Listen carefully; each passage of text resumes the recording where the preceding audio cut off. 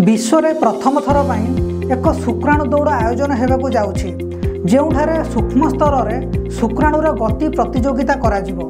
यह एक नूतन चिंताधारा सहित डिजाइन करा जायथिबा एक वैज्ञानिक क्रीड़ा इवेंट जहां केवल देखा जिवो नहीं बरं दर्शक माने मध्य एथिरे भाग नहीं पारिबे। लॉस एंजेल्स रे एही विरल घटना घटिबाकू जाउछि। एही कार्यक्रम में मानव शरीरर प्रजनन प्रणाली द्वारा अनुप्राणित होई एक स्वतंत्र ट्रैक प्रस्तुत करा जायछि। एही ट्रैक रे दुईटी भिन्न शुक्राणु नमूना मुक्त करा जिवो एवं देखा जिवो जे केउ शुक्राणु प्रथमे शेष रेखा अतिक्रम करुछि।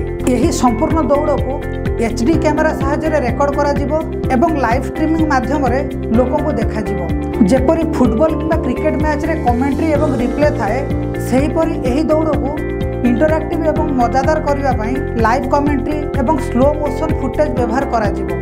जदिओ एही कार्यक्रम एक गेम शो परि लागुछि, एहार उद्देश्य पुरुष प्रजनन विषय कथबार्ता करबा एवं सचेतनता सृष्टि करबा।